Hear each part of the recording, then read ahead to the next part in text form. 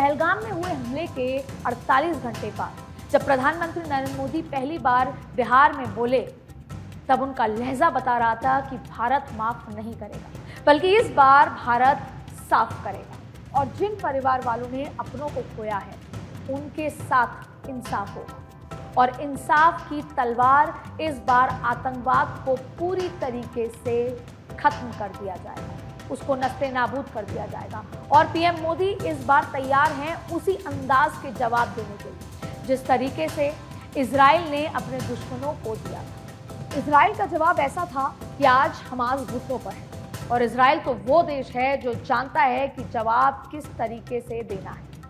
इसका जीता जागता एक उदाहरण इतिहास के पन्नों में दर्ज है, ऑपरेशन रेथ ऑफ गॉड के नाम से। जर्मनी में 1972 का ओलंपिक खेल आयोजित किया और इस खेल आयोजन के जरिए जर्मनी दिखाना चाहता था कि वो एक बदला हुआ देश है। लेकिन 53 साल पहले म्यूनिख में इजरायली खिलाड़ियों और कोचों के साथ जो कुछ हुआ और फिर उसके बाद इजराइल ने जिस तरह से इंतकाम लिया, वो बताता है कि आतंकवाद को किस तरीके से जवाब देना है। 5 सितंबर की सुबह 4 बजे फिलिस्तीन आतंकी दल ब्लैक सितंबर के सदस्य 6 फुट बाड़े के ऊपर से कूदकर ओलंपिक विलेज के उस फ्लैट में घुस आते हैं जहां पर इजरायली एथलीट ठहरे हुए हैं। उस दिन सुबह 4:15 बजे हमलावरों ने एक मास्टर चाबी से उस हॉलवे को खोल लिया जिससे होकर उस अपार्टमेंट में पहुंचा जा सकता था। हमलावरों की एथलीटों से हाथापाई हुई और इसके बाद फिलिस्तीन चरमपंथियों ने 2 एथलीटों को मार डाला और इजराइल खिलाड़ी और कुछ कोचों को बंधक बना लिया।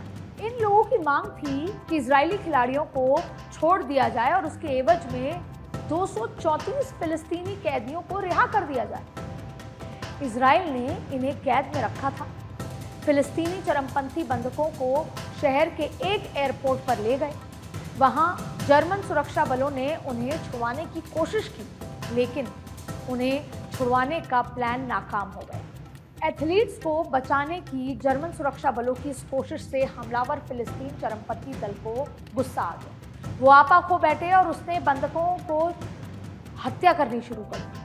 उन लोगों ने इजरायली ओलंपिक कमेटी के सभी 9 सदस्यों को मार डाला और इस दौरान पश्चिमी जर्मन के एक पुलिस अफसर को भी मार डाला। और इसके बाद तत्कालीन इजरायली प्रधानमंत्री गोल्डा मेयर ने आतंक के खिलाफ युद्ध का ऐलान कर दिया और यहां से शुरू हुआ operation Wraith of God. Wraith of God यानी ईश्वर का प्रकोप। आतंकवाद के खिलाफ ये एक ऐसा ऑपरेशन था जिसके चलते कई सालों तक दुश्मनों की लाशें गिरती रहीं और इजराइल ने दुनिया भर में चुन चुनकर अपने दुश्मनों का खात्मा किया। पहला शिकार वाई.एल. ज्वाइटर थे। वो रोम में रहने वाले फिलिस्तीनी कवि और संगठन से जुड़े हुए थे। मोसाद के मुताबिक वाई.एल. ब्लैक सितंबर का चीफ था और म्यूनिख नरसंहार का मास्टरमाइंड। 16 अक्टूबर 1972 को मोसाद के 2 जासूसों ने ज्वाइटर पर उसके अपार्टमेंट की लॉबी में घात लगाकर हमला किया और उसे गोली मारी। इसके बाद फ्रांस में महमूद हमशारी को मार डाला।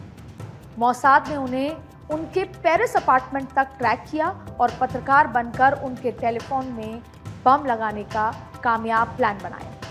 8 दिसंबर 1972 को उन्होंने बम विस्फोट हुआ जिससे हमशारी की मौत हो गई। फिर साइप्रस में रहने वाले PLO के एक और नेता हुसैन अली बशीर को निशाना बनाया। 24 जनवरी 1973 को मोसाद ने निकोसिया के एक होटल में उनके बिस्तर के नीचे बम लगा दिया। विस्फोट में बशीर की तुरंत मौत हो गई। सबसे साहसी कदम 10 अप्रैल 1973 को बैरूत में अंजाम दिया गया। मोसाद के जासूसों ने औरतों के वेश में बैरूत में घुसपैठ की। इस ऑपरेशन में 3 लोगों को निशाना बनाया गया, मोहम्मद यूसुफ अल नज़र, कमाल अदवान और कमाल नासर। मोसाद उनके घर तक घुसे और बड़ी ही चालाकी से मार डाला। इसके अलावा रेड प्रिंस के नाम के कुख्यात अली हसन सलामे को मोसाद ने निशाना बनाया। सलामे ब्लैक सितंबर का डिप्टी था। 1979 में मोसाद एजेंट ने अपनी पहचान छिपाकर सलामे और उनकी पत्नी से दोस्ती की और 22 जनवरी 1979 को बैरूत में उनकी कार में बम लगाकर हत्या कर दी। रेथ ऑफ गॉड का मकसद म्यूनिक ओलंपिक के दौरान चरमपंथियों के हाथों मारे गए लोगों के परिवार वालों को इंसाफ दिलाना था। ठीक वैसे ही इंसाफ जैसा आज कश्मीर मांग रहा है, ठीक वैसा ही जवाब जैसा आज पाकिस्तान को देने की जरूरत। और आज प्रधानमंत्री नरेंद्र मोदी के लहजे से ये साफ पता लग रहा है कि जवाब वैसा ही होगा जैसे पाकिस्तान ने हरकत की। उन्होंने निहत्तों को अपना शिकार बनाया, हम ललकार कर उसका जवाब दें। बिहार के मधुबनी में प्रधानमंत्री नरेंद्र मोदी दो टूक संदेश दे चुके हैं कि आतंक पर अंतिम प्रहार होगा, क्योंकि कहते हैं ना कि घी पानी में नहीं उतरता। पाकिस्तान का आतंकी एजेंडा भी ऐसा ही है। बहुत हुआ सोच विचार, बहुत हुआ कूटनीतिक प्रहार। अब देश बदला मांग रहा है और बदला भी ऐसा जो दुनिया के लिए मिसाल बन जाए। लेकिन आज पॉलिटिकल कॉरिडोर में इतना ही।